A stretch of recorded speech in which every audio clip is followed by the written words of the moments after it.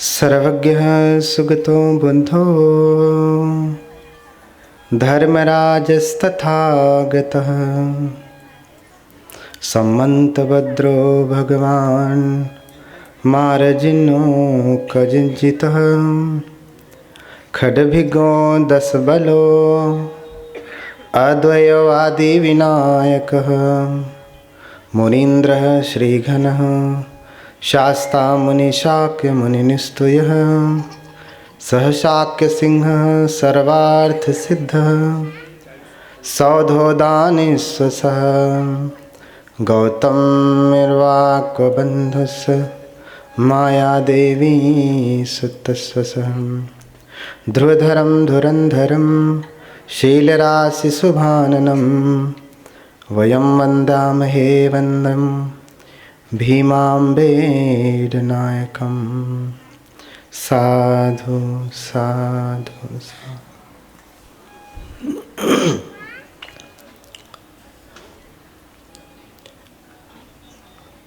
करुणा के महासागर लोक गुरु भगवान अरहत सम्यक संबुद्ध के कमलवत चरणों में कोटि कोटि नमन करता हूँ। तत्पश्चात बोधिसत्व बाबा साहब के प्रति हार्दिक कृतज्ञता ज्ञापित करते हुए नमन करता हूँ। अपने गुरु को प्रणाम करता हूँ। यहाँ पे उपस्थित आर्य संघ को नमन करता हूँ। आप सभी श्रद्धावान उपासक उपासिकाएं, आज अंतिम दिन है तो थोड़ा धैर्य से बैठना पड़ेगा।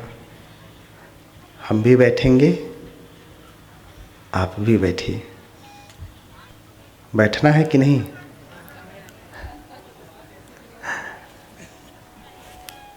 क्योंकि इसके बाद पता नहीं कब सुनना मिले और पता नहीं कब कहना मिले। अजेव किच मातपं को जैया मरणं सुवे। आज ही हमें तप कर लेना है। कौन जाने कल हम रहे ना रहे, कल मरण हो जाए हमारा। क्योंकि जीवन तो अनित्य है ना, क्षण भंगुर है, नष्ट होने वाला है। फलान में पक्कानं पत्तो पतनतो भयम एवं जाति न मच्चे न निच्चंग मरण तो भयम। जैसे फल पक जाता है या कच्चा ही रहता है, उसके मरने का भय बना रहता है ना, गिरने का भय बना रहता है ना। अब गिरा कि तब गिरा। कुछ तो फूल में ही झड़ जाता है, कुछ छोटा टिकोरा लेकर के गिरता है, कुछ बड़ा होके गिरता है, कुछ पक करके गिरता है, कुछ को तो आप तोड़ ही लेते हैं। हाँ? तो ऐसे ही इस अनित्य जीवन को समझ करके क्षणभंगुर जीवन की कलिका कल प्रात पुनः खिली न खिली, इस बात को ध्यान में रखते हुए अपने जीवन की शुरुआत करें। जिस दिन अनित्य का भाव जग जाएगा उस दिन आपके सारे कलह खत्म हो जाएंगे। क्योंकि अनित्य नहीं देखते हम। अनित्य देख लिया तो समर्पण बुद्ध के प्रति अपने आप हो जाएगा, शिरोधार्य होगा। बुद्ध के प्रति होगा तो संघ के प्रति, धम्म के प्रति, सबके प्रति हो जाएगा। अभी भंते ने कहा कि एक गुरु होना अनिवार्य है। मैं बार बार सब बातें कारुणिक भंते की ही कोट करता हूँ। क्यों? क्योंकि मैं कह रहा हूँ, मुख से मेरे निकल रहा है शब्द इनके हैं। जैसे एक पुत्र के लिए उसके पिता का, उसकी माता का नाम पीछा करता है, ऐसे ही आपके पीछे आपके गुरु का नाम पीछा करे। जहाँ भी जाएं, कौन गुरु है? हमसे जब कभी कोई पूछता है, यानी भिक्षु संघ से, कहाँ से प्रवज्ञा लिए, कौन तुम्हारा गुरु, कौन उपाध्याय? गुरु का नाम पीछा करता है। ऐसे ही आपके गुरु का नाम आपका पीछा करे इस समर्पण भाव से। लेकिन गुरु सहज ही नहीं मिला करते। आजकल तो बहुत गुरु हो चुके हैं, गली गली गुरुआ फिरें, हमसे मंत्र ले, तरह तरावे हम न जाने, धोती अंगोछा देव।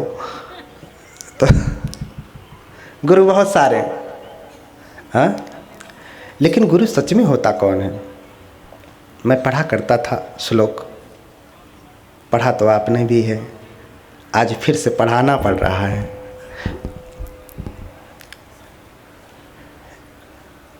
गोकारंधकारस्तु रुकारस्ते जो उच्यते अंधकार निरोधत्वात् गुरुरित्य विधीयते।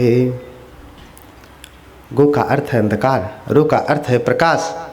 कबीरदास भी इसी बात को कहते हैं, गो अंधेरा जानिए, रू सो कहिए प्रकाश। तो जो प्रकाश से अंधेरे को मिटा देता है, जो ज्ञान से अज्ञान को मिटा देता है, वो कौन है? गुरु है। इसलिए सारिपुत्र, भंते अश्वजित, मोग्गलान, जितने भी भगवान के शिष्य हुए, वो भगवान बुद्ध को अपना गुरु मान करके उन्हें प्रणाम करते हैं।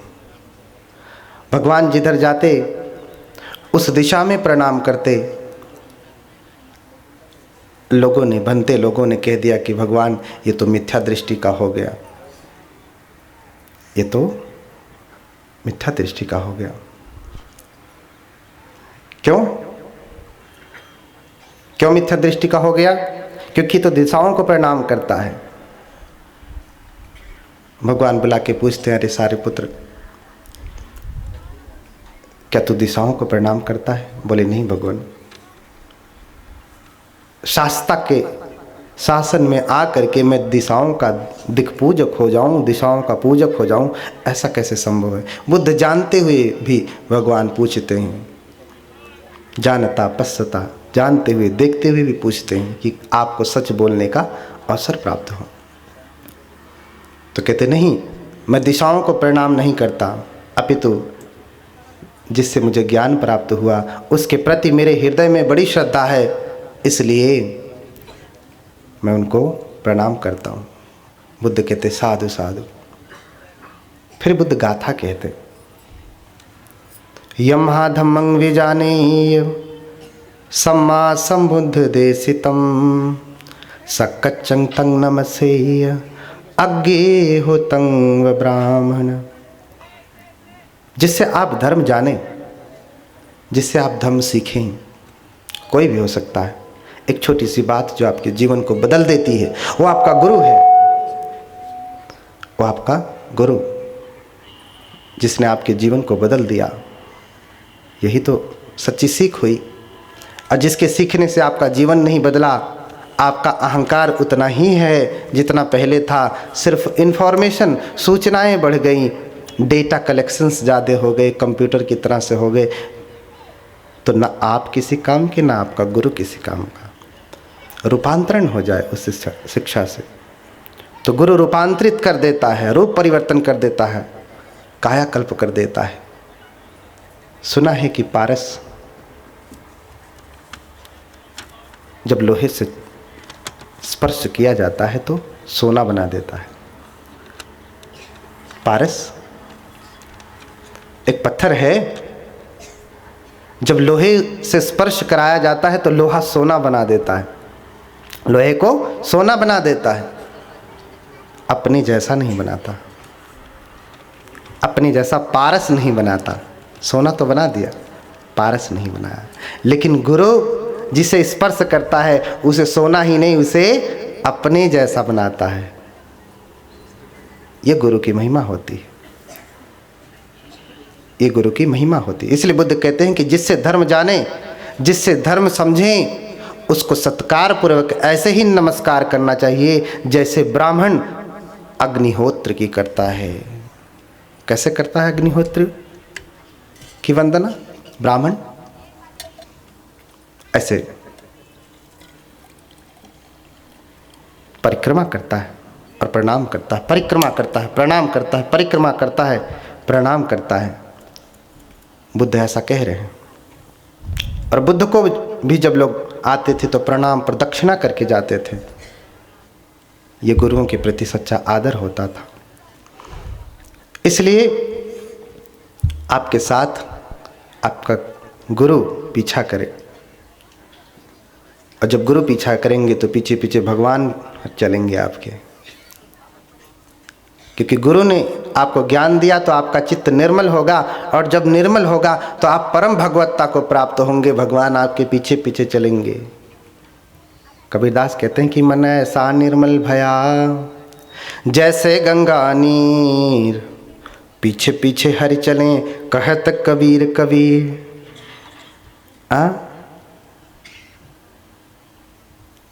अब बुलाते हैं अपने बच्चों को, अरे आदि सुन ले, सुन इधर आ, भगवान आपके पीछे चले, परम भगवत्ता परम ज्ञान आपके पीछे पीछे चलेगा, अगर आपने मन को निर्मल कर लिया। निर्मल कब करेंगे? जब गुरु के बताए हुए रास्ते पे चलेंगे। सुन करके सूचना बढ़ा लिया, ज्ञान बढ़ा लिया, इन्फॉर्मेशन बढ़ा लिया, तो कंप्यूटर हो जाएंगे। हमसे ज़्यादा तो कंप्यूटर जानता है, टाइप करो देखो, हमसे ज़्यादा डिटेल बताएगा। हम उसके आगे कुछ भी नहीं, 1% भी नहीं ज्ञान रखते हैं जितना कंप्यूटर रखता है, जितना गूगल रखता है। लेकिन गूगल में कोई भावना नहीं, कोई परिवर्तन नहीं, उसे आप मैन्युअली मैनिपुलेट कर सकते हैं। आपको भी कोई मैन्युअली मैनिपुलेट करता है तो फिर आपका जीवन रूपांतरित नहीं है। इसलिए गुरु का होना परम अनिवार्य है, और जब गुरु होवे तो हमेशा उसके सामने नीचे बैठना चाहिए, नीचे, हमेशा उसके सामने नीचे बैठना चाहिए। कल खड़से साहब बात कर रहे थे, उन्हीं के यहाँ रुके हैं हम, बड़ी अच्छी बात बोले कि हमको एक बार कोई सवाल नहीं आ रहा था। हमारे पिताजी मैथ से MSc थे, उनसे जाके हमने पूछा, पिताजी लेटे थे, मैं सर के पास जाके बैठ गया और बोला पापा ये सवाल नहीं आ रहा, तो पापा ने डांट के भगाया मुझे, और फिर शाम को पुचकारा, बुलाया आओ, और फिर समझाया कि जब किसी से ज्ञान लेना होता है तो उसके चरणों में बैठा जाता है, सर पे नहीं बैठा जाता। और आप ज्ञान कहाँ से सीखते हैं? सर पे बैठ के। हालांकि आप यहाँ आज नीचे बैठे हैं, ऐसी व्यवस्था ही है कि आप नीचे, आपको बैठना ही है। नीचम शय्यासनं चास्य सर्वदा गुरु सन्निधौ, गुरुश्च चक्षुर्विषय न यथेष्ठासनो भवेत्। हमेशा नीचा आसन हो, किससे? गुरु से। और इतना ही नहीं, चक्षुर विषय, गुरु की नज़र जहाँ तक जाती है वहाँ तक भी उससे ऊंचा आसन नहीं होना चाहिए। गुरु चक्षुर विषय, जहाँ तक मैं देख पा रहा हूँ, जहाँ तक गुरु देख पाए वहाँ तक आसन उससे ऊंचा नहीं होना चाहिए। इसलिए ये सारे विनय बुद्ध के हैं। इसलिए हमारे धर्म में पाँव नहीं छुआ जाता। ये क्या हाथ से इसे छूते हो? ऐसा छूना अपराध नहीं हो गया? ये क्या हाथ से इसे लगाता है? अरे माथा लगा अपना। इसलिए 3 बार प्रणाम किया जाता है माथा पटक करके। यहाँ जहाँ अहंकार रहता है, जहाँ अभिमान रहता है, उस अभिमान के सर को चरणों में रख। ऐसा किसी धर्म में नहीं, ऐसा किसी धर्म। इतना ही नहीं, पंचांग प्रणाम किया जाता है। अभी हमने कैसे किया? पंचांग प्रणाम किया। इतना ही नहीं, साष्टांग प्रणाम किया जाता है। 8 अंगों से लेट करके प्रणाम किया जाता है। इतना गुरु के प्रति विनम्र भाव है, आदर भाव है। लेकिन यहाँ तो कोई ऐसे पाँव छू लिया तो बड़ा अपराध कर दिया। हाँ, जैसे लग दिया कि गोली मार दिया, अधर्म कर दिया, अभी भटक गया। अब तो चोरी करने लगेगा। हाथ से हाथ छुआ है तब तो चोरी करने लगेगा, बुरा काम किया है। अब तो हत्या करने लगेगा, अब तो झूठ बोलने लगेगा, अब शराब पीने लगेगा। ऐसे करके प्रणाम किया और ऐसे करके प्रणाम कर लिया दूर से इसे, तो अब तो ये संत हो जाएगा। देखो झोला लेके खड़े रहते हैं दुकान के पास, ये संत लोग हैं, ये संत लोग हैं ऐसे करके प्रणाम करने वाले। राजा प्रसेनजित भी जब भगवान के पास आते हैं, राजा बिंबिसार भी जब भगवान के पास आते हैं, बड़े बड़े श्रेष्ठी बड़े बड़े उपासक श्रमण ब्राह्मण जब भगवान के पास आते हैं तो कैसे प्रणाम करते जानते? ऐसे नहीं प्रणाम करते, ना तो ऐसे प्रणाम करते, न ऐसे प्रणाम करते, न ऐसे प्रणाम करते। कैसे? धम्मचेती सूत्र है मध्यम निकाय का, पढ़ लीजिएगा।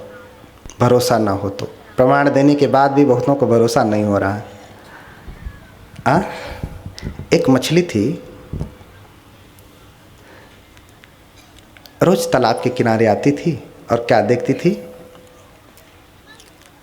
कि आदमी कौन, जिसका सर नीचे पैर ऊपर, वो आदमी होता है। आदमी कैसा होता है? उसका सर नीचे होता है, पैर ऊपर होता है। क्यों? क्योंकि किनारे आती थी तालाब के तो पानी के अंदर से ही देखती थी, और अंदर से देखती थी तो आदमी उल्टा दिखाई देता।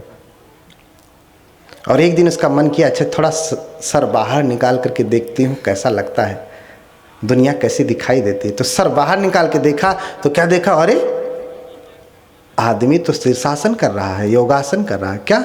उसका पैर नीचे है और सर ऊपर है। तो उसने कहा नहीं नहीं, इस समय आदमी योगासन कर रहा है। इससे क्या समझे? हम जैसा देखते आए हैं वही हमारी मान्यता बन जाती है, हमारा संस्कार बन जाता है। फिर सच भी आंखों के सामने आ जाए, खुली आंखों के सामने, बिना चश्मे के आ जाए, साफ साफ दिख जाए, तो भी भरोसा नहीं होता है। क्यों? क्योंकि हम झूठ में इतना जिए होते हैं कि सच हमें कड़वा लग जाता, भरोसा नहीं होता।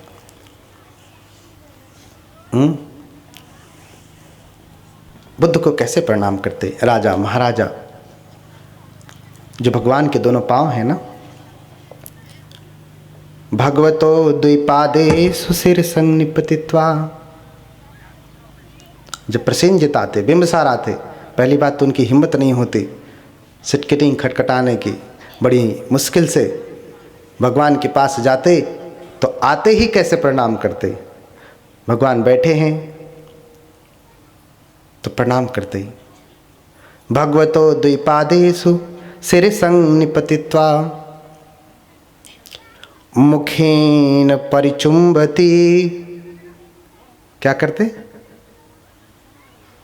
भगवतो द्विपादेषु शिर संनिपतित्वा मुखेन परिचुंबती पाणिं हि च परिसंवहाति।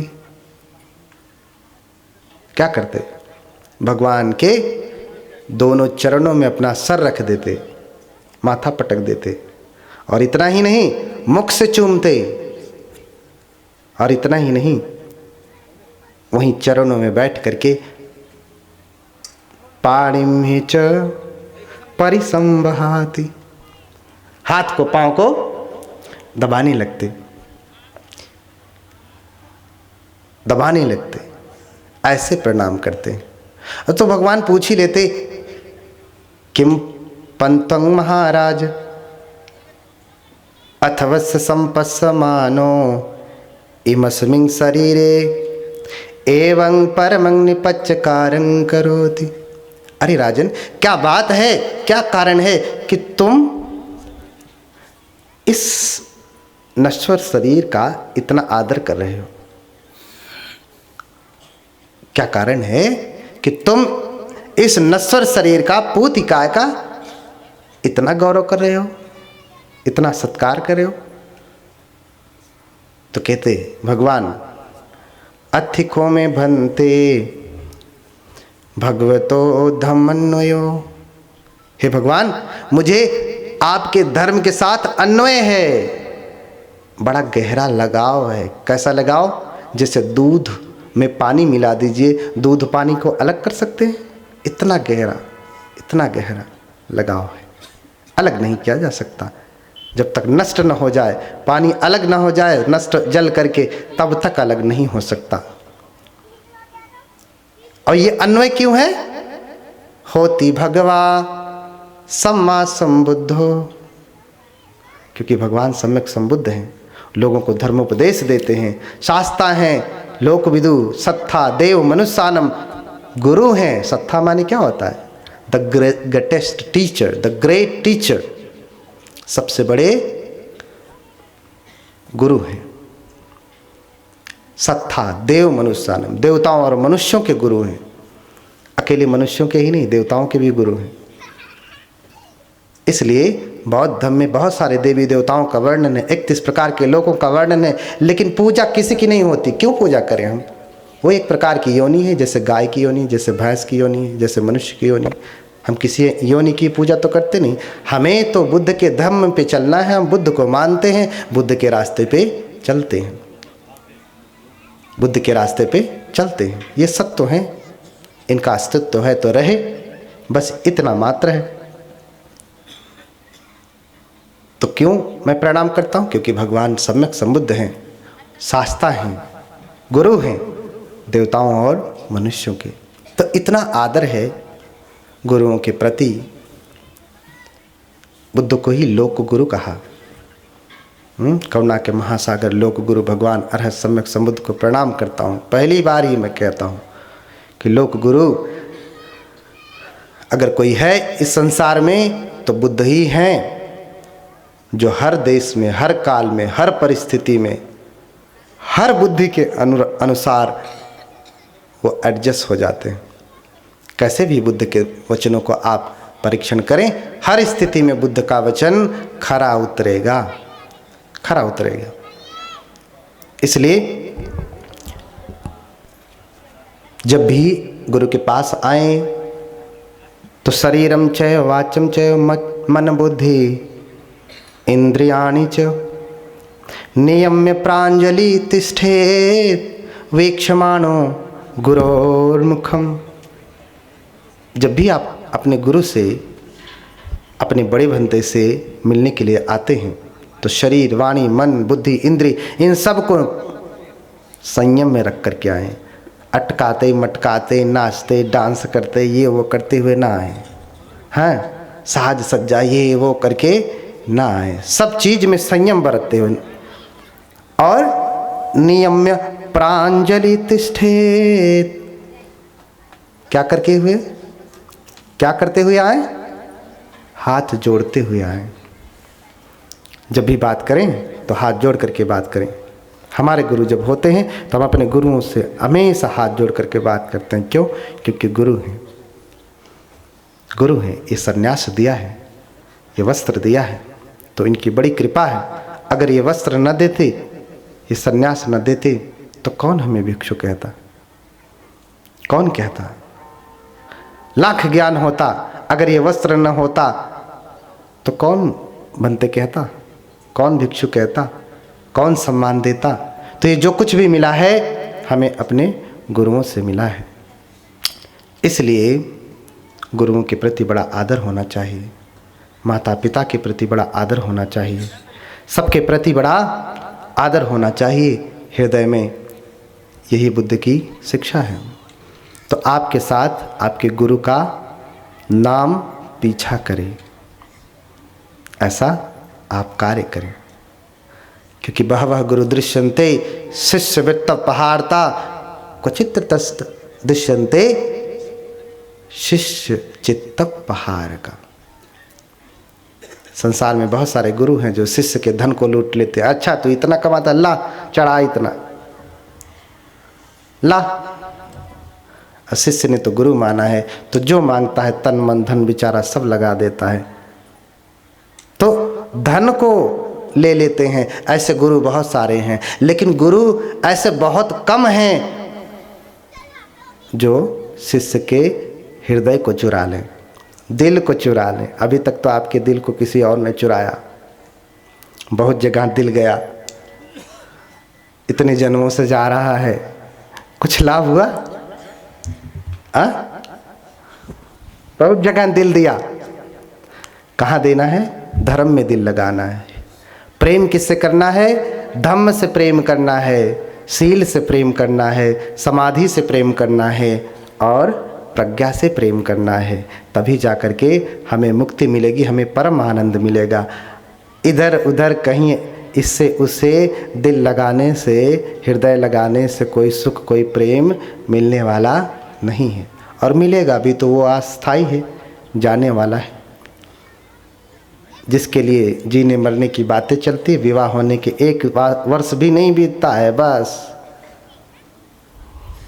शुरू हो जाता है।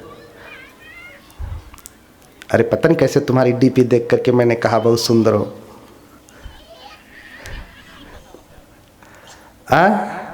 अच्छा होता कि उसी समय में बता देता ऐसा है वैसा है। फोटो देख के ही कह देता कि तुम्हारे दांत बड़े बड़े हैं, तुम्हारा मुंह, ये बात शुरू हो जाती है, असलियत सामने आ जाती है। लेकिन धर्म से प्रेम होगा, शील से प्रेम होगा, समाधि से प्रेम होगा, तो ये बात, ये नौबत कभी भी आने वाली नहीं है, कभी भी नहीं आएगी। सिद्धार्थ गौतम तपश्चर्या कर रहे हैं, शरीर सूख गया है, सिर्फ हड्डियां बची हुई हैं। अब वो बोधिसत्व की चर्या कर रहे हैं। बोधिसत्व अपने जीवन में अधिकतम कष्ट सहते हैं। इस संसार में सबसे अधिक कष्ट सहने वाला अगर कोई व्यक्ति होता है तो बोधिसत्व होता है। आपको क्या लगता है, बाबा साहब से अधिक कष्ट आप झेल सकते हैं या झेलते हैं? न तो झेल सकते हैं, न झेलने की हमारी इच्छा है, ना सामर्थ्य, कुछ भी नहीं। हमारी औकात ही नहीं कि हम इतनी परिस्थितियों को झेल सके जितना बोधिसत्व झेलते हैं। इसलिए उनका प्रण ही होता है, अनाथाहम अहम नाथः सार्थवाहश्च याइनाम परेप्सुनाम च नो भूतः सेतु संक्रमेव च। ये बोधिसत्व हैं, बोधि के सत्व हैं।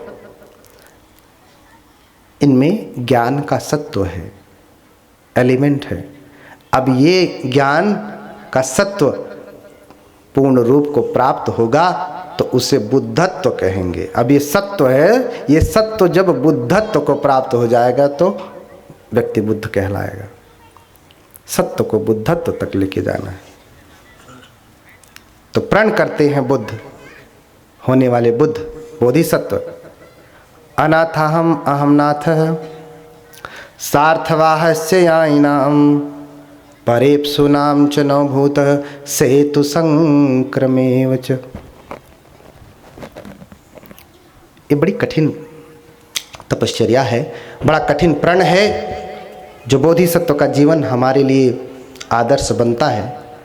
जब जब भी हम पढ़ते हैं बोधिसत्व, इस समय वर्तमान समय में अगर कोई बोधिसत्व हमारे सामने है तो बोधिसत्व बाबा साहब। उनका जीवन पढ़ के देखिए, 2 लाइन आपने पढ़ा कि आपका हृदय कंपित हो उठता है, आंसू बहने लगते हैं। मुझसे तो नहीं पढ़ा जाता, मुझसे नहीं पढ़ा जाता।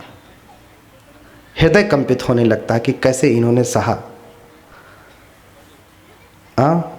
कैसे इन्होंने सहा। बोधिसत्व इतने विनम्र होते हैं और इतने नीचे चलते हैं कि उतना नीचे कोई नहीं चलता। इतने छोटे से छोटे जीवों के प्रति कारुणिक होते हैं जितना कोई नहीं होता। आपको बोधिसत्व बाबा साहब की घटना बताता। बाबा साहब की एक आदत थी, जब वो नाखून काटते थे तो आराम कुर्सी पे बैठ करके से टॉवल बिछा करके नेल कटर लेकर के धीरे धीरे नाखून काटते थे और फिर नाखून काट करके उसको बटोर करके कागज में लपेट करके मिट्टी में दबा देते थे। एक दिन ऐसे ही काट रहे थे, नानक चंद्र रत्तू जो उनके उपस्थायक हैं, वो कहते हैं बाबा साहब काटने के बाद नाखून बाबा साहब बांध ही रहे थे कि उन्होंने कहा लाइए बाबा साहब मैं फेंक देता हूँ। बोले नहीं नहीं फेंकना नहीं, इसे लपेट करके ज़मीन में गाड़ देना। बोले क्यों बाबा साहब, यहाँ जहाँ तहाँ फेंक देता हूँ, इसे ज़मीन में क्यों दफनाना। बोले अरे नहीं रे, ये नाखून कुछ पक्षी ऐसे हैं जो इस नाखून को छोटा कीड़ा समझ करके खा जाते हैं और फिर वो उनको नुकसान कर जाता। बहुत सारे ऐसे पक्षी हैं जो मर जाते हैं। बोधिसत्व बाबा साहब का एक कथन है। अपने नाखून तक को भी काट करके ऐसी जगह पे नहीं फेंकते कि कोई चिड़िया, छोटा सा जीव भी मर जाए उसे खा करके, और आप हैं कि झोला लिए खड़े रहते हैं और कहते हैं जय भीम जय भीम। हाँ, भीम के लगते जिगर, आधे इधर आधे उधर, बाकी बचे तो पता नहीं किधर। हाँ, ये बोधिसत्व की चर्या है। छोटे से छोटे जीव के लिए उनकी करुणा इतनी बड़ी होती है कि जिसका कोई माप नहीं। कोई ऐसे करके नहीं बता सकता कि कितनी करुणा है उनके भीतर। तो बोधिसत्व प्रण करते हैं कि मैं अनाथों का नाथ हूं। आपका नाथ कौन बना? स्वामी कौन बना? अनाथा हम अहम नाथ, अनाथों का नाथ हूं मैं, अनाथों का स्वामी हूं, मालिक हूं, उनका गार्जियन हूं मैं। ऐसा बोधिसत्व प्रण करते हैं और ऐसा कार्य करते हैं। आपका तो कोई नहीं था, हमारा तो कोई नहीं था। हम तो पशु पक्षी कीड़े मकोड़ों से भी गए गुजरे थे, लेकिन हमारा नाथ कौन बना? बोधिसत्व। कौन बना? बोधिसत्व। इस अर्थों में बोधिसत्व है। ऐसे ही लिखने के लिए नहीं दी गई है डिग्री, सच में जीवन में चरितार्थ हुई है ये बातें, इसलिए कहा बोधिसत्व। सार्थवाहश्चयायिनाम। और जो पार उतरना चाहता है, जो जाना चाहता है, उसके लिए मैं यान बनूंगा। बोधिसत्व प्रण करता है कि जो अनाथ हैं मैं उनका नाथ बनूंगा, उनका ध्यान रखूंगा।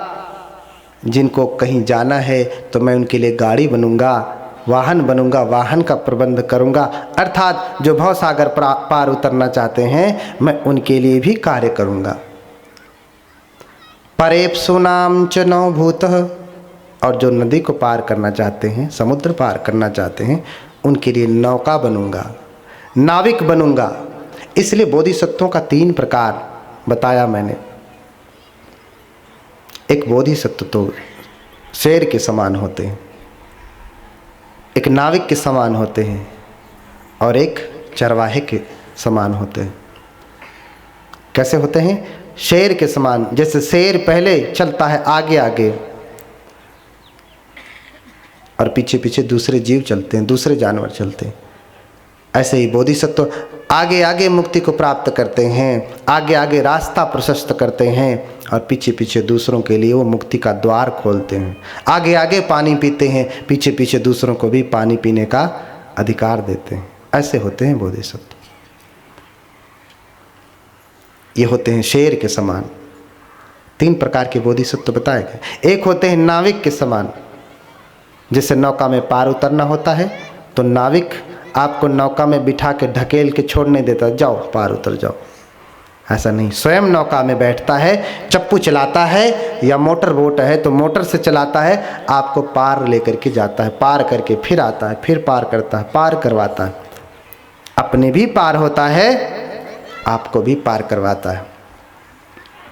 तो ऐसे भी बोधिसत्व होते हैं जो खुद पार होते हैं और समस्त प्राणियों के साथ पार उतरते हैं। और एक बोधिसत्व होते हैं चरवाहे की भांति। जैसे भेड़ चराने वाले को आपने देखा है? नहीं देखा? भेड़ देखा? ढेर सारी भेड़ देखा, उसको चराने वाला भी देखा होगा। भेड़ चराने वाला आगे आगे चलता है कि पीछे पीछे? पीछे पीछे चलता है, हाँक के लेके जाता है। पीछे पीछे चलता है, हाँक के लेके जाता है। और उन भेड़ों में एक आध बकरी होती है, 1 या 2 बकरी होती है। क्या होती हैं? क्यों? एक बार यही हमने कहा ना, कार्निक भंते बड़े ज्ञानी हैं, हमसे ही प्रश्न पूछ दिया कि भंते जी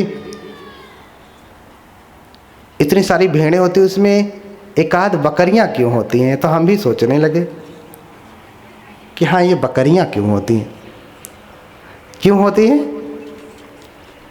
क्योंकि भेड़ तो भेड़ है, इसलिए भेड़ कहा। हाँ, आज समाज भेड़ की चाल चल रहा है। एक गड्ढे में गिरता है तो दूसरा भी भर भर भर भर भर भर सब गड्ढे में गिर जाते। भेड़ क्या है, आगे चलेगी, अगर कहीं गड्ढा आ गया तो एक गिरेगी तो ये नहीं कि दूसरी रुक जाए, दूसरी भी अपना अरे गिर रही है तो वो भी गिरती जाएगी, गिरती जाएगी, गिरती जाएगी। इसलिए आगे एक बकरी होती है, वो देखेगी गड्ढा है तो रुक जाएगी। जब वो रुकी तो भेड़ भी भेड़ का काम है अनुसरण करना मात्र, तो बकरी का अनुसरण कर रहे। बकरी रुक गई, भेड़ भी रुक जाती। तो बोधिसत्व चरवाहे की भांति होते हैं, पीछे से हाँक करके लेकर के जाते हैं। ये कोई भी बोधिसत्व होते हैं उनमें ये एक गुण होते हैं। लेकिन अगर हम बोधिसत्व बाबा साहब की बात करें तो उनमें ये तीनों गुण हैं। बोधिसत्व शेर के समान बोधिसत्व हैं, नाविक के समान बोधिसत्व हैं, और चरवाहे की भांति मंजिल पे पहुंचाने वाले, हम सबको हाँक करके ले जाने वाले, चलो चलो चलो, ज़बरदस्ती अधिकार दिलाने वाले। कि आप पहले ही से एप्लीकेशन डाल के गए थे कि मेरा भी रिजर्वेशन करा देना? नहीं ना। ये सारे गुण बोधिसत्व में होते हैं। अनाथाहम अहम नाथः सार्थवाहस्य यायिनाम परेप्सुनाम च नौ भूतः सेतु संक्रमेव च दीपार्थिनम अहम दीपः शय्यार्थीनम अहम दासार्थिनम अहम दासः भवेय सर्वदेहिनाम। बहुत प्रकार की प्रतिज्ञाएं, बहुत प्रकार की प्रतिज्ञाएं हैं। जिसे सैया चाहिए, जिसे भोजन चाहिए उसे भोजन दूंगा, जिसे वस्त्र चाहिए उसे वस्त्र दूंगा, जिसे जो चाहिए सो दूंगा। तो भूखे को भोजन इस बोधिसत्व ने दिया। आपको तो आंखें दी, देख भी नहीं सकते थे, लंगड़े थे, चलने के लिए पांव दिया, गूंगे थे, बोलने के लिए जबान तक दी। इतना बड़ा बोधिसत्व, इतना बड़ा बोधिसत्व। ये सब प्रतिज्ञाएं हैं बोधिसत्व की, जो पहले से ही हमारे धर्म ग्रंथों में इसका वर्णन है। बोधिसत्व का जीवन अपने लिए होता ही नहीं, इसलिए सबके लिए काम करते करते बोधिसत्व का जीवन बड़ा दुखमय हो जाता है। लेकिन सबके सुख के लिए काम करते हैं। ये सब काम करते करते बोधिसत्व का जीवन नाना प्रकार की बीमारियों का घर बन गया। इतनी बीमारियां कि अपने हाथ पांव को रस्सी से बांध करके पंखा में लटका करके आपके लिए अध्ययन किए, आपके लिए संविधान बनाए। ऐसे होते हैं बोधिसत्व। अंत में कहते हैं दासार्थिनम अहम दासः भवेय सर्वदेहिनाम। तो मैं दासों के लिए भी दास हूं। और इन्हीं बातों को आत्मसात किया संतों ने। इसलिए संत कबीर उधर लिखा है ना, संत रविदास लिखा है ना, उसके आगे लिखा है महाराज, है ना। कहीं कहीं लिखा रहता है संत रविदास साहेब, संत कबीर साहेब। दास अब कोई नहीं लिखता है। क्यों? क्योंकि उसे लगता है कि दास शब्द माने गुलामी। अब चूंकि कुछ ऐसे शब्द हैं जो विवाद है, जैसे अभी भगवान नाम ले लो तो भगवान माने वही ईश्वर परमात्मा। बुद्ध क्या कोई ईश्वर है, कोई परमात्मा है? ऐसे नहीं। जबकि शब्दों की व्याख्या हर धर्मों में अलग अलग है। हमारे धर्मों में ये है, उनके धर्मों में क्या है, इससे हमसे कोई लेना देना नहीं। हमारे धर्म में भगवान की जो व्याख्या है वो हम बता रहे हैं। दासार्थिनम अहम दासः, मैं दासों का भी दास बनूंगा, अर्थात विनम्र से भी अधिक विनम्र बनूंगा, विनम्र से भी अधिक विनम्र बनूंगा। कबीरदास कहते हैं कि कबीर ऐसो होए रहो ज्यों पाया तल घास। कबीरदास क्या कह रहे हैं? मैं तो ऐसा हूं, कबीर चेला संत का दासन का परदास। देखो बोधिसत्व की ही वाणी दोहरा रहे हैं। दासार्थिनम अहम दास, कबीर चेला संत का दासन का परदास। और कबीर ऐसो हो रहे हो ज्यों पाया तली घास। दासन का परदास, दासार्थिनम अहम दास, बातें नहीं मैच कर रही। ये बोधिसत्वों की चर्या है, इसलिए संत कबीर को भी लोग बोधिसत्व कहते हैं, संत रैदास को भी बोधिसत्व कहते हैं। क्यों? क्योंकि वो बोधिसत्व चर्या करते हैं, बोधिसत्व चर्या करते हैं। इसलिए संत कबीर के सामने साहब कह दिया तो उनके मान को कम कर दिया। संत कबीर को महाराज कह दिया, पुकारने के लिए किसी को पता नहीं तो कुछ भी कहता। हम लोगों को भी कभी कभी कोई महाराज कह देता तो चलो ठीक है, उसके अनुसार उसने जो सबसे प्रतिष्ठित, जो सबसे गौरव वाला शब्द था वो कहा, ठीक है कोई बात नहीं, चलो तुम्हारे लिए महाराज ही सही। हाँ, चोर चांडाल तो नहीं कहा, महाराज कहा कम से कम। हाँ, लेकिन उससे भी गौरव वाला शब्द है दास।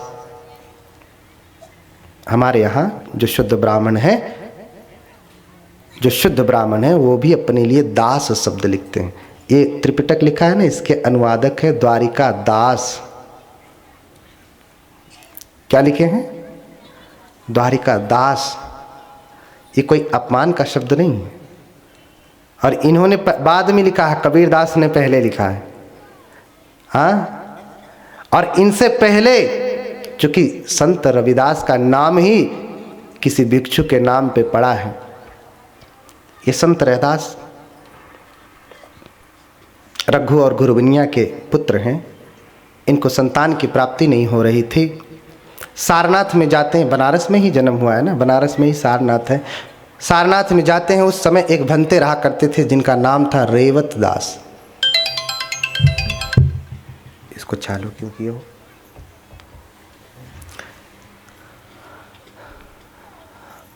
जिनका नाम था रेवत दास।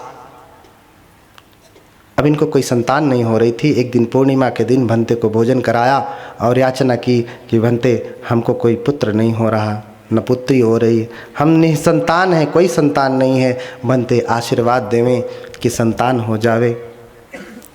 भंते ने आशीर्वाद दिया। संतों की वाणियाँ कभी कभी, भिक्षुओं की वाणियाँ, सच में भिक्षु है तो उसकी वाणी कभी भी असफल नहीं जाती, सफल हो जाती।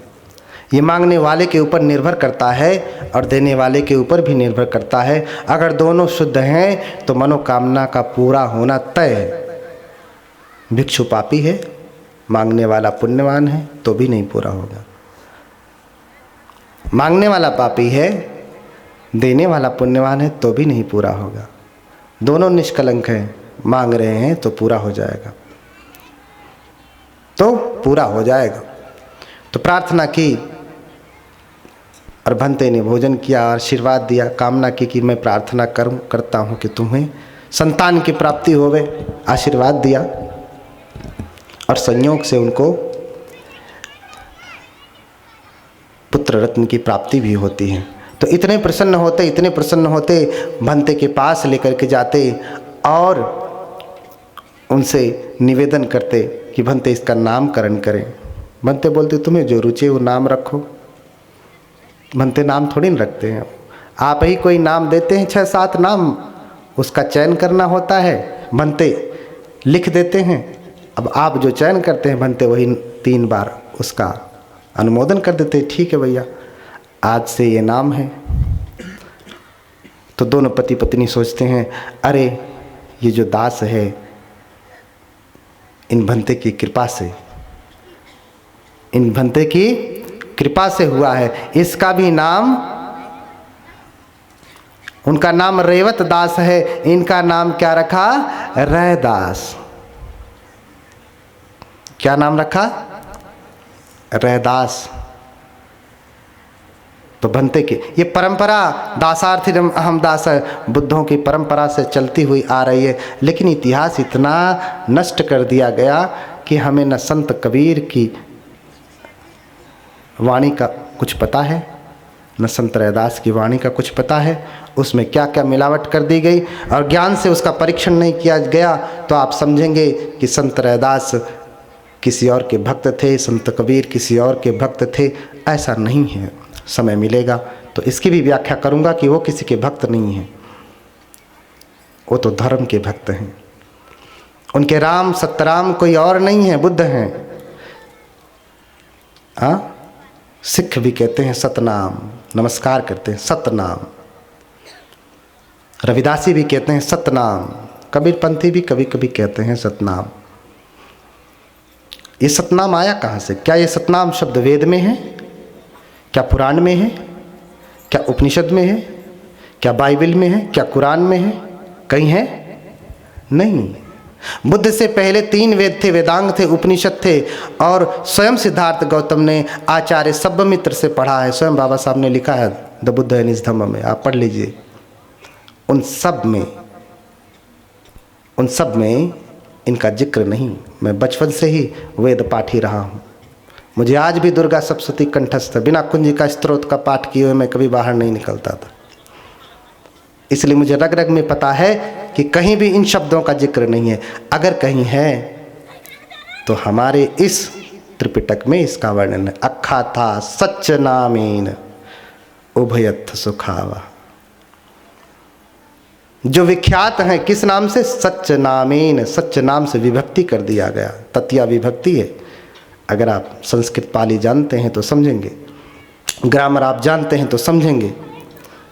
अखाता सच नामेन उभयत सुखावा, जो सत्य नाम से प्रसिद्ध हैं। कौन? भगवान बुद्ध, जो उभय सुख को देने वाले हैं। इस लोक में भी सुख देने वाले हैं और परलोक में भी सुख देने वाले हैं। ईध नंदति पेच नंदति कत पुण्यो उभयथ नंदति। यहाँ भी प्रसन्न होता है, वहाँ भी प्रसन्न होता है, उस लोक में भी प्रसन्न होता है। बुद्ध के धर्म का पालन करने वाला पुण्यकर्मी दोनों लोक में प्रसन्न होता है। उभयथ सुखावहा, तो ये अलग से कुछ भी नहीं। उपोसथो सुंदरो सच्च नामो, दूसरे सूत्र में देखिए आप। उपोसथो सुंदरो सच्च नामो, ये सच्च नाम त्रिपिटक में ही है। तो यही सच्च नाम, अगर पाली में सतनाम कहना हो तो इसे सच्च नाम कहेंगे। पाली में, संस्कृत में कहना होगा तो सत्य नाम कहेंगे। अब कबीरदास की सदुक्कड़ी भाषा में पंचमेल खिचड़ी में कहना हो तो सतनाम ही कहेंगे ना। अब सतनाम का सतनाम कह दिया, नहीं तो रैदास जी कहते हैं भाई रे राम कहाँ मोही बताओ, राम कहाँ है मुझे बताओ। भाई रे राम कहाँ मोही बताओ, कहाँ है बताओ। राम कहत यहु जगत भुलाना, सो यह राम न होई। कर्म अकर्म शुभाशुभ नाही, करता वेद सोई। ये कौन है राम? ये राम वो नहीं है जिसको आप राम राम राम राम राम राम करते हुए मरते हैं। कबीर रैदास हमरे राम जी दशरथ केरी सुतना ही। मैं जिस राम की बात कर रहा हूँ दशरथ के पुत्र राम नहीं है। कबीर हमरे राम जी दशरथ केरी सुतना ही, सीधे सीधे कह रहे हैं। राम हमहु मेरा मिरे हो वसुधैव कुटुम्बहि माही। मैं उस राम को जानता हूँ जो वसुधा को धारण किए हुए है। वसुधा को कौन धारण किए हुए है? इस धर्म को वसुधा ने धारण किया हुआ है। इसलिए धर्म की परिभाषा होती है धारेति धम्मो,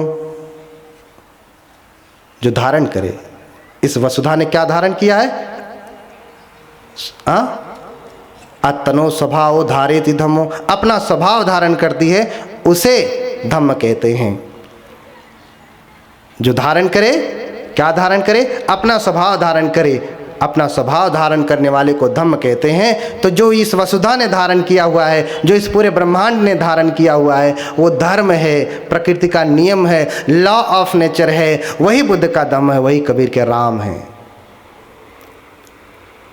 कबीर हमरे राम जी दशरथ केरी सुतना ही, उनके पुत्र राम नहीं है वो।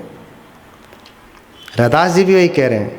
राम नाम हर कोई जगे, राम नाम हर कोई जपे, ठग ठाकुर अरु चोर, अजो नाम साधु जपे सोई नाम कुछ और। वो नाम कुछ और है। हाँ, ठग भी राम जपता है, ठाकुर भी राम जपता है, भगवान भी राम जपते, लेकिन जो साधु, जो संत, ये संत परंपरा ही बौद्धों से उद्भूत है। भगवान बुद्ध के महापरिनिर्वाण के बाद ये धर्म 18 निकायों में बट गया। मुख्य रूप से थेरवाद महायान में बटा। अकेले थेरवाद में 6 संप्रदाय बने, महायान में अकेले थेरावाद में 12 संप्रदाय बने, महायान में 6 संप्रदाय बने। उन्हीं महायानों में तंत्रयान, वज्रयान, सहजयान। दलाई लामा का नाम आपने सुना है? तंत्रयानी है, मंत्रयानी है, वज्रयानी है, सहजयानी है। तंत्रयान, वज्रयान, मंत्रयान, सहजयान, थोड़ा सा अंतर है, समझिए एक है। और इन्हीं सहजयान से सिद्धों की परंपरा शुरू हुई, जिसे 84 सिद्ध कहते हैं। हाँ, जिसे 84 सिद्ध कहते हैं। 84 सिद्ध का नाम सुना है? रिद्धि सिद्धि शब्द सुना है? ये रिद्धि सिद्धि ये सब कुछ शुरू हुआ बौद्ध काल में। और 84 सिद्ध हुए, मिलरेपा, नरोपा, हाँ, दंडीपा, कमरीपा, बहुत सारे ऐसे सिद्ध हुए। पा शब्द ही नाथ के अर्थ में, स्वामी के अर्थ में, जिसे हम अरहत कहते हैं, उसी को पा कहा जाता है। मिला रे पा, पा यानी विमुक्त पुरुष, अरहत पुरुष, ऐसा आप समझिए। तो इन संतों से भी, इन सहजयान से 2 मत बने, संत मत और नाथ मत। क्या बने? अपने बौद्ध धर्म के महायान में तंत्रयान, वज्रयान, सहजयान से 2 यान और बने, नाथ मत और संत मत। नाथ मत में ये गुरु गोरखनाथ का नाम सुना है आपने? ये भी अलग से नहीं है, अब तो पूरा मलिन हो चुका है। पहले का नाथ साहित्य आप देखिए, आपको बता रहा हूँ। नाथ संप्रदाय के संस्थापक हैं आदिनाथ। हाँ, आदिनाथ हैं, जिनको 84 सिद्धों में से एक माना गया है, जिसका नाम है जालंधरपा। वही जालंधरपा आदिनाथ है। आदिनाथ के शिष्य हैं मत्स्येंद्रनाथ। मत्स्येंद्रनाथ ही 84 सिद्धों में, अपने बौद्ध धर्म के सहजयान में 84 सिद्धों में से एक सिद्ध हैं, जिनका नाम है मीनप्पा। और मत्स्येंद्रनाथ के शिष्य कौन हैं? गोरखनाथ। गोरखनाथ भी 84 सिद्धों में से एक सिद्ध हैं, जिनका नाम है गोरक्षपा। गोरक्षपा, ये अलग से कुछ नहीं है। लेकिन अब का जो नाथ संप्रदाय है, पूरी तरीके से बौद्ध धर्म का जो सिद्धांत है वैसा नहीं है, उनके सिद्धांत के अनुसार है जैसा उन्होंने बनाया। लेकिन गोरखनाथ तक का जो सिद्धांत है, संत गोरखनाथ तक का जो सिद्धांत है, वो पूरी तरीके से जो है बुद्ध की शिक्षाओं से भरा पड़ा है। ऐसे ही सहजयान से नाथ संप्रदाय बना, तो सहजयान से दूसरा संत मत बना। उन्हीं संतों में ये संत रैदास हैं, संत कबीरदास हैं। हाँ, संत रैदास को 81 नंबर के जो सिद्ध हैं, उन्हीं को माना गया सिद्ध चमरीपा। यही संत रैदास जी, यही संत रैदास जी हैं। और आप इधर उधर पंथों में भटके पड़े हैं। ये सब बोधिसत्वचर्या कर रहे हैं, ये सब बोधिसत्वचर्या कर रहे हैं।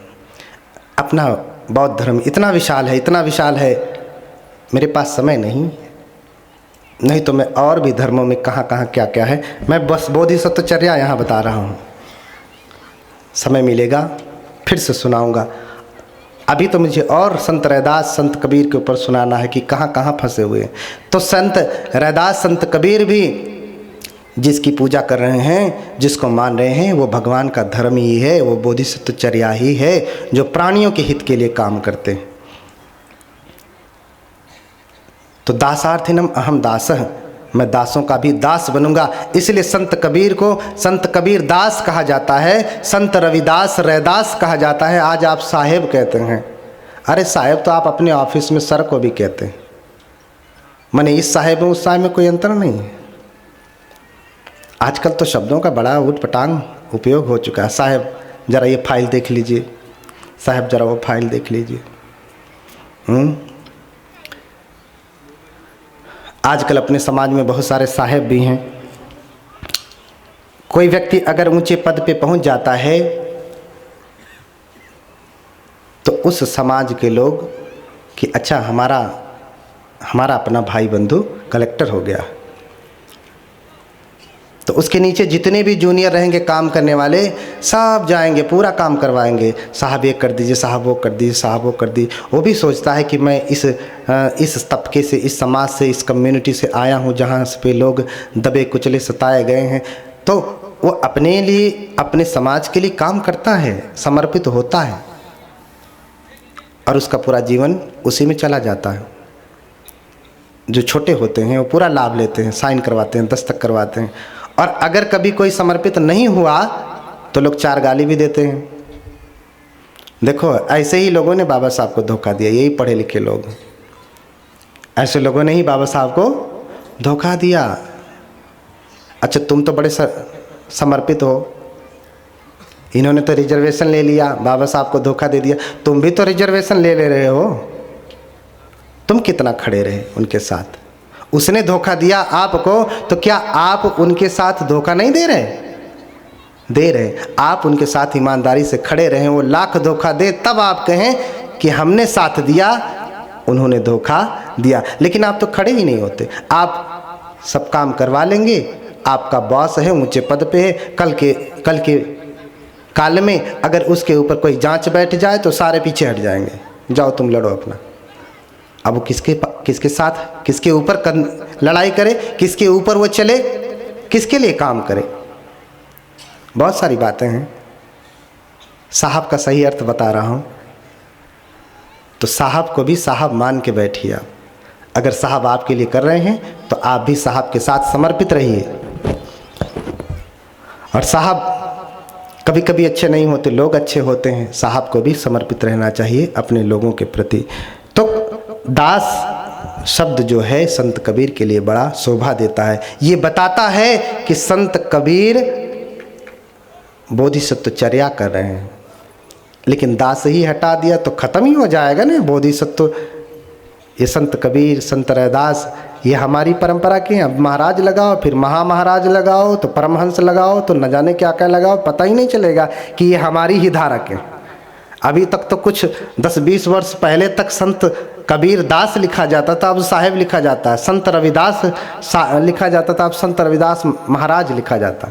वो तो दास हटा नहीं पा रहे हैं रविदास में से। क्या लिखेंगे, रे साहब कि रवि साहब? बिना दास के नाम से हटता ही नहीं, दास ऐसा चिपका हुआ है। हटा सकते तो हटा देते, जैसे संत कबीर से हटा।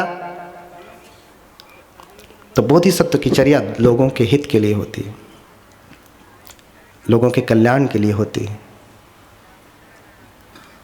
स्वयं न खादन्ति फलानि वृक्षा। बोधिसत्व ऐसा होता है कि उसका जीवन दूसरों के लिए होता है। स्वयं न खादन्ति फलानि वृक्षा पिबन्ति नद्यः स्वयमेव नाम्भः धाराधरो वर्षति नात्महेतो। अच्छा, वृक्ष कभी अपना फल खाता है? नहीं खाता। वृक्ष कभी भी अपना फल नहीं खाता। कितना ही बढ़िया फल क्यों ना हो, वृक्ष कभी भी अपने फल को नहीं खाता। नदी अपना जल पीती है, कितनी भी बढ़िया नदी क्यों ना हो। गंगा नदी को बहुत पवित्र मानते हैं, तो गंगा नदी भी अपना जल नहीं पीती है। गंगा नदी भी अपना जल नहीं पीती, अपना पानी नहीं पीती। अच्छा, ये बादल है, किसके लिए बरसता है? अपने लिए, आपके लिए बरसता है। सबके लिए बराबर बरसता है। गरीब के भी खेत में उतना ही, अमीर के भी खेत में उतना ही। धाराधरो वर्षति नात्महेतो परोपकाराय सताम विभूतयः। जो सज्जन पुरुष हैं जो महापुरुष हैं उनका जीवन दूसरों के हित के लिए होता है, परोपकार है, दूसरों के ऊपर उपकार करने के लिए, यूँ कहे दूसरे के ऊपर एहसान करने के लिए। जैसे हमारे ऊपर बोधिसत्व का बहुत एहसान है, ऐसे ही बोधिसत्व की चर्या होती है। इतना एहसान है, बताओ कैसे चुकाओगे आप? चुका सकते? नहीं चुका सकते। कपड़ा पहना तो बोधिसत्व की देन, सांस भी ले रहे तो बोधिसत्व की देन, इधर उधर घूम रहे तो बोधिसत्व की देन, जो कुछ भी कर रहे हैं सब बोधिसत्व की देन है। कैसे कर्जा चुकाएंगे आप? कैसे कर्जा चुकाएंगे? इसलिए इसी बात को संत कबीरदास भी कह रहे हैं कि नदी वृक्ष कबहु नहीं फल भके, नदी ने संचय नीर, परमार्थ के कारणे साधुन धरा शरीर। वृक्ष कभी अपना फल नहीं खाता, नदी अपना पानी नहीं पीती। ऐसे ही सज्जन पुरुष दूसरों के हित के लिए जन्म लेते हैं, दूसरों के कल्याण के लिए जन्म लेते हैं। महापुरुष अपने लिए नहीं जीते हैं, दूसरों के लिए जीते हैं। इसलिए महापुरुष के जीवन में बहुत सारे संकटों का सामना करना पड़ता है, लेकिन फिर भी महापुरुष उससे कभी विचलित नहीं होते, बोधिसत्व कभी विचलित नहीं होते। हमारे जीवन में थोड़ा सा दुख आता है तो हम विचलित हो जाते हैं। बोधिचर्या अवतार में आचार्य शांतिदेव इसको सकारात्मक रूप से प्रस्तुत कर रहे हैं कि दुख आता क्यों है, दुख का गुण बता रहे हैं। अच्छा, दुख में भी कोई गुण है, कोई अच्छी बात है दुख में? बोलिए भगवान बुद्ध की। दुख में भी कोई अच्छी बात है?